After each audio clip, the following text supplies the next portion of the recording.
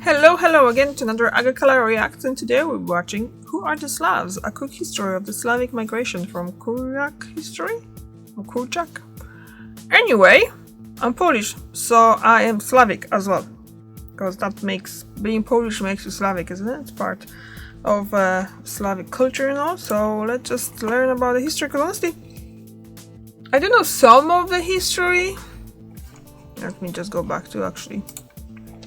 So obviously we did learn history of Poland, like the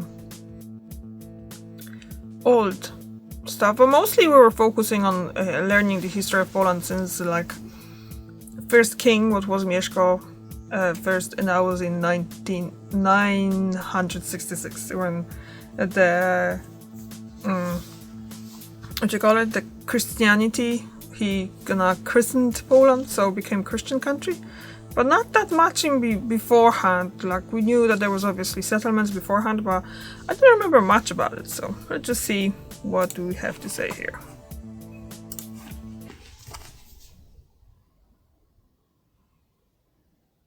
By the end of the 4th century, the sprawling continent of Europe was dominated by the West and East Roman empires. But beyond their fortified northeastern borders hailed an emerging ethno-linguistic group. The Slavs. Their primitive wooden settlements graced the lowlands and rivers of modern-day Russia. The Slavs enjoyed a free and spiritual lifestyle, valuing kinship and hospitality above all else. They engaged in wild, primitive traditions that the more civilized corners of Europe described only as barbaric and savage. Like what?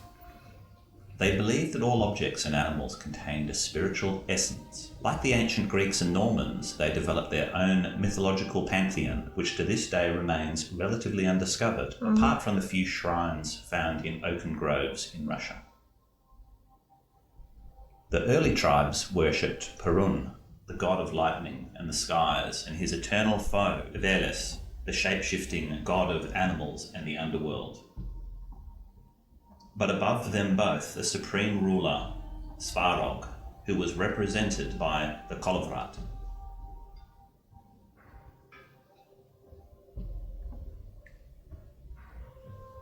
It symbolized the cycle of life and the sun, which the Slavs believed granted all power.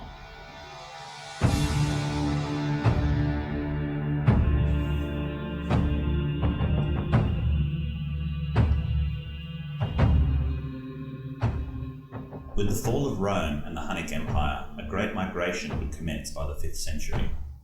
With groups of Avars, Scythians and Germanic peoples, they flooded much of Eastern Europe. Most remained north of the Danube River, but those who would cross it would change the course of European history forever. The Byzantine Empire began reporting large numbers of Slavic raids in the 550s. The first Slavic chieftain, Dorentius, stated, "Others do not conquer our land, we conquer theirs.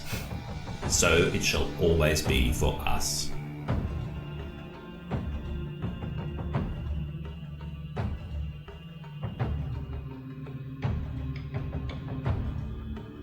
Stalwart Slavs of ruddy hair, who were tall and very strong, would lead blitz campaigns into the thick woodlands in the East Roman domain.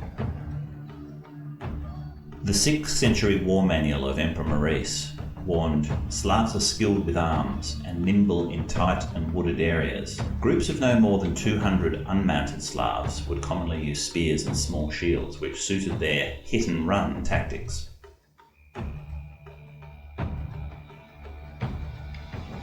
The late 6th century saw an expansion to Thrace with the Avars, who began to act as their overlords. Along the Eastern Alps, victories against King Tassilo I between 588 and 591 allowed the settlements of Slavs in the Upper Drava, Carinthia and the Kars region. The Slavs would be divided into 3 subcategories: the Sclaveni, Antes and Veneti.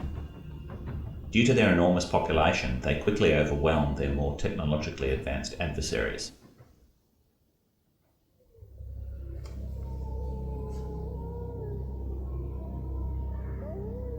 the Avars firmly held superiority over the Slavs. Their mass enslavement would lead to the English word slave being derived from Slav.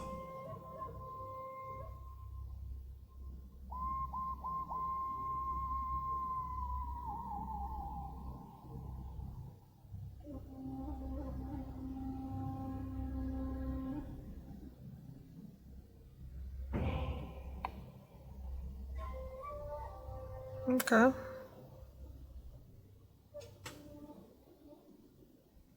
In 626, the siege of Constantinople by Avar forces, with the help of Slavs in the Sassanid Empire, was crushed by Byzantine forces, causing the political and military power of the Avars to shrink.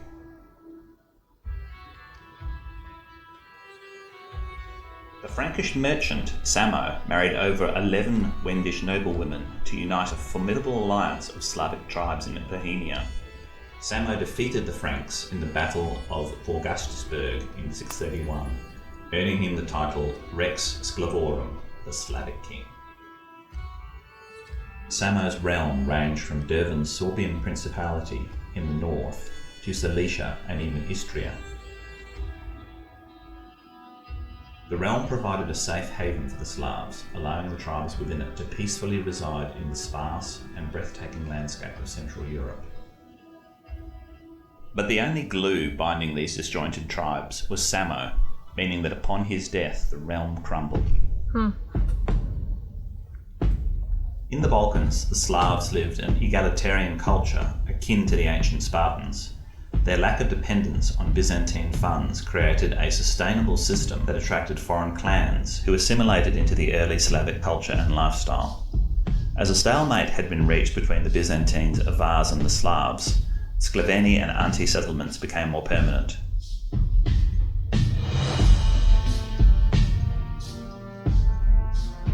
The Slavs still lived between vastly more advanced civilizations, and while strong in battle, were leaderless and divided. That would be until certain tribal leaders would develop into the first noble lords and dukes of their land. The battle for southern Slavic political dominance had commenced.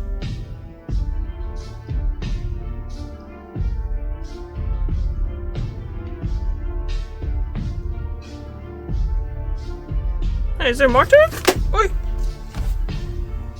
No, that's the end, okay. And I disconnected my things, so okay. So yes, so what are we doing here now? Century, the sprawling Okay, so of Europe like I was said, dominated by the West. I don't think I ever heard that part of the history about Slavs, but then there was no mention of Poland and Polish lands, and like I said, there's not much of a mention of Polish lands prior to 9th century or something like that, so you can't really expect to be mentioned in it then, isn't it? So yeah, well, I learned something new. Actually quite a lot. Obviously I knew about the fact that the Slavs are coming from Russia. Today's Russia anyway. And yeah, that's all. I have nothing else to add actually. So thank you very much for watching and I'll see you tomorrow. Bye!